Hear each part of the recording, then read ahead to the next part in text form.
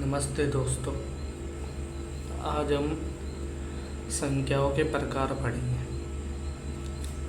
हमने इससे पहले वाले लेक्चर में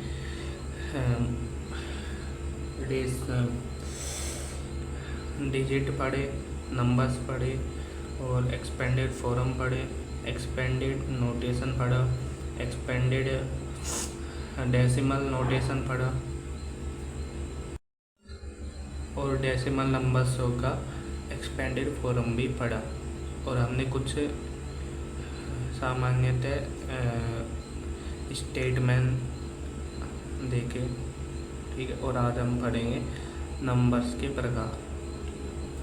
नंबर्स बहुत सारी होती है, बहुत सारे प्रकार के नंबर्स, 1 2 3 पॉजिटिव नंबर्स,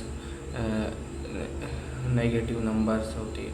अब कुछ गणितज्ञ आए और उन्होंने नंबर्स को रीअरेंजमेंट करा, मतलब कि किसी ने प्राकृत संख्याएं बनाई, किसी ने होल नंबर्स बनाए, किसी ने इंटीजर बनाए, किसी ने परिमेय संख्याएं बनाई, किसी इस प्रकार के, ठीक है।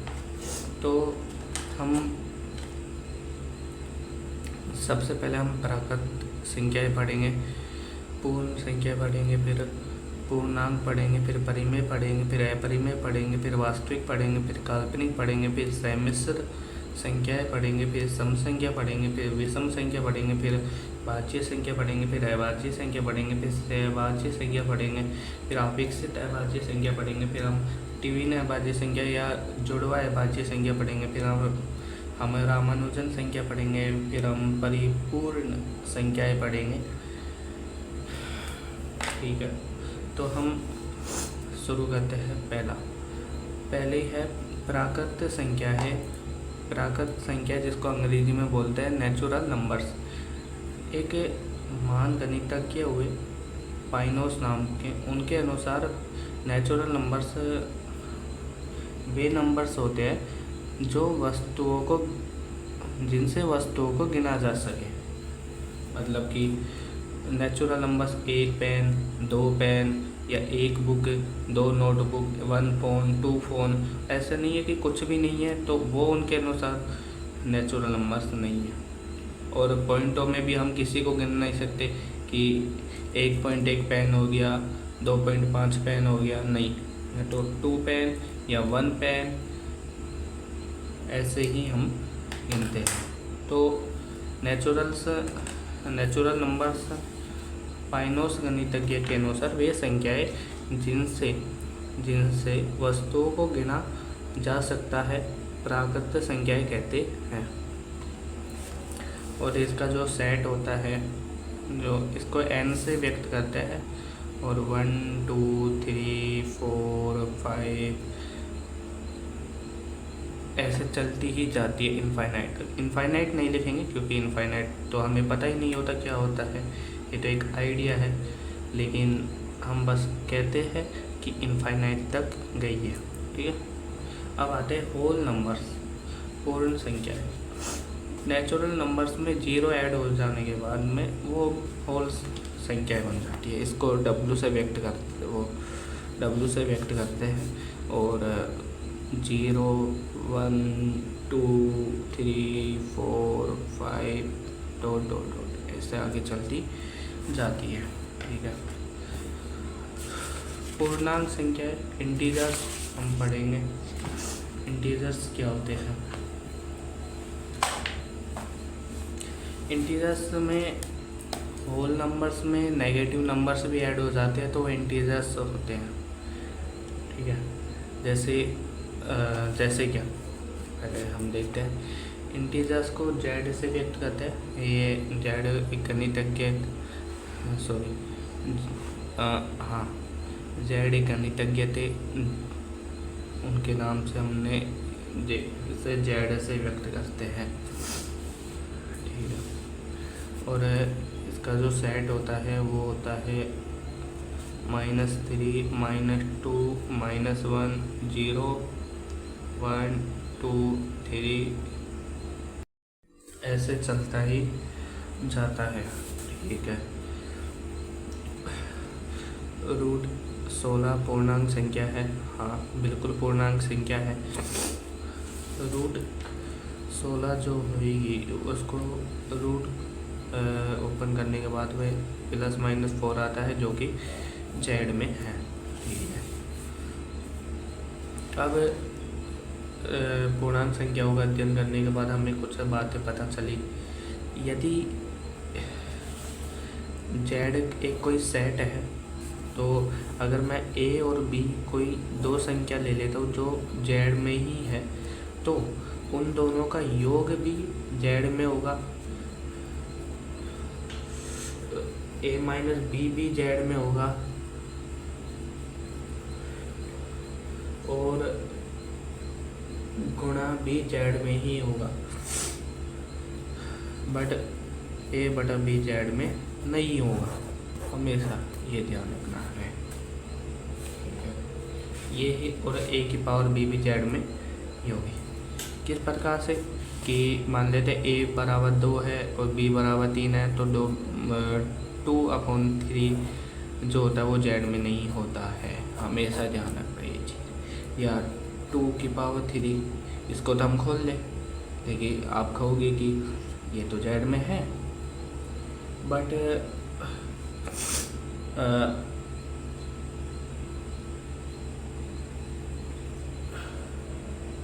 मान लेते कि ए बराबर 2 है और बी बराबर -3 है तो 2 की पावर -3 एंड 1/2 की पावर 3 जो कि 1/8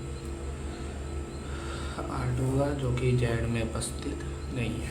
ठीक है, ये चीज़ें ध्यान रखने के योग्य है। अब आता है रेशनल नंबर्स क्या होते हैं, परिमेय संख्याएं क्या होती है। परिमेय संख्याओं को भागफल संख्या भी कहते हैं। इसे क्यू से व्यक्त करते हैं। जैसा कि आप जानते हैं कि रेशनल नंबर्स की जो डेफिनेशन होती है वे संख्याएं जिन्हें p बटा q के रूप में लिखा जाता है, जहाँ p और q जो है जेड होता है, मतलब कि पूर्णांक होता है, और q नॉट इक्वल टू 0 होगा। एक तरह से हम इस प्रकार भी कह सकते हैं कि इस प्रकार भी परिमेय संख्याओं की परिभाषा दे सकते हैं कि वे पूर्णांक संख्याओं का अनुपात परिमेय संख्या होती है। ठीक है, एक परिभाषा और अगर देना चाहेंगे कि वे संख्याएं जिन्हें p बटा q के रूप में तो लिखा जा सकता है जहाँ p और q परस्पर सहभाज्य संख्या है। सहभाज्य संख्या के बारे में हम आगे डिस्कस करेंगे, पढ़ेंगे। अब इसका एग्जाम्पल देखते हैं। 5, 7 -3 एग्जाम्पल देखते हैं। 5/7 -3/4 0 भी एक परिमेय संख्या है और 2/7 1 2 ये सब एक रैशनल नंबर्स है।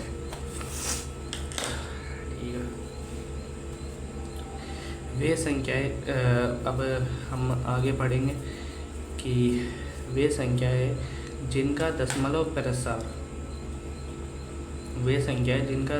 प्रसार शांत या समान आवृत्ति का होता है तो वे परिमेय संख्याएं होती है।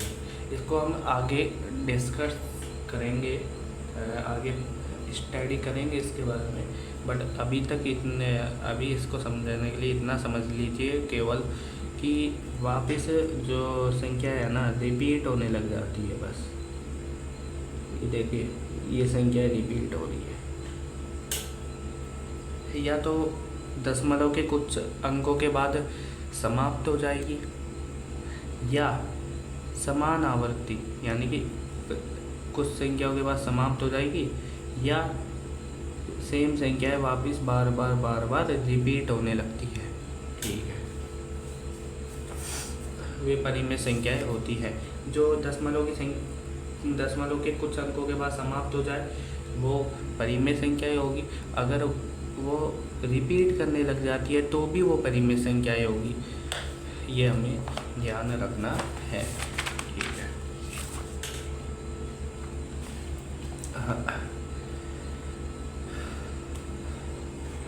अब हम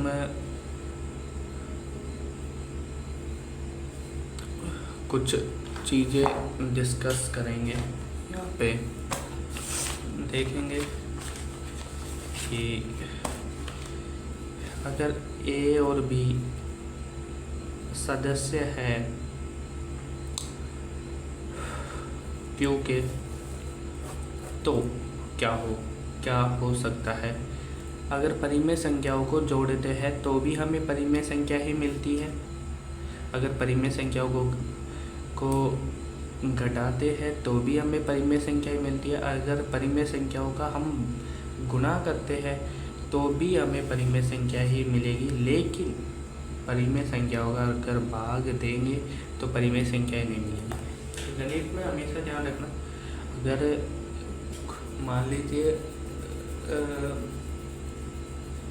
100 वस्तु है जिसमें से 99, जैसा कि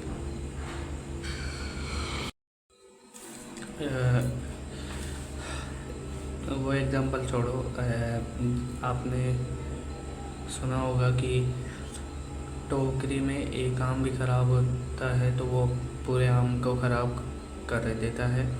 इसी प्रकार मैथ में भी है कि सब कुछ सही चल रहा था कि 2/3 परिमेय हो गई, -3/-4 भी परिमेय हो जाएगी, 1/1 भी परिमेय हो जाएगी,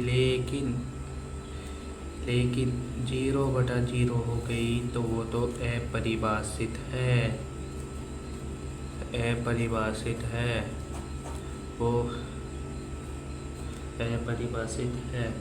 तो ये पूरा खेल बिगाड़ देता है। इसलिए ये परिमेय संख्याओं को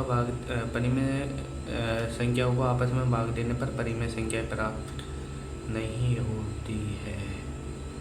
हाँ, आप ऐसे बोल सकते हो कि 2 में भाग देने पर 3 जो होगी एक परिमेय संख्या होगी, लेकिन आप सार्वजनिक स्टेटमेंट मतलब कि जिस प्रकार हम ऐड में बोल सकते हैं, मतलब कि जोड़ में बोल सकते हैं कि परिमेय संख्याओं को आपस में भाग देने पर परिमेय संख्याओं को जोड़ने पर परिमेय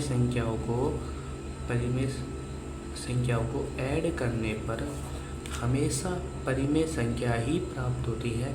इसी प्रकार ये गुणा करने पर भी परिमेय संख्या ही प्राप्त होगी।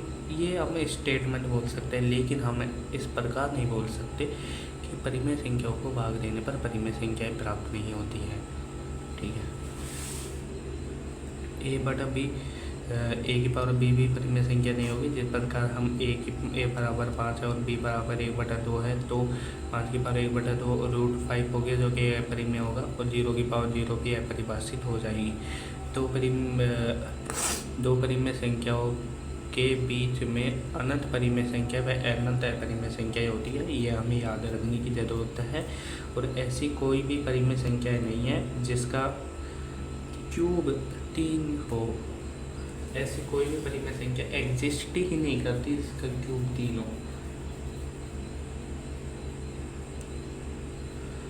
ये आगे प्रूव भी करके दिखाऊंगा इसको मैं, स्टेटमेंट को। तो अभी के लिए हम आगे बढ़ते हैं। अपरिमेय संख्या क्या होती है? अपरिमेय संख्या को इर्रेशनल नंबर्स बोलते हैं और इसे क्यू डैश से व्यक्त करते हैं। अब ये भी है कि जिन संख्याओं को पूर्णांकों के अनुपात में नहीं लिखा जा सकता वो परिमेय पूर्णांकों के अनुपात में क्यों नहीं लिखा जा सकता? क्योंकि वो संख्या पूर्णांक है ही नहीं। अगर √2/1 लिखेंगे कि देखो सर मैंने p/q के रूप में लिख दिया, नहीं, q भले ही यहाँ पे एक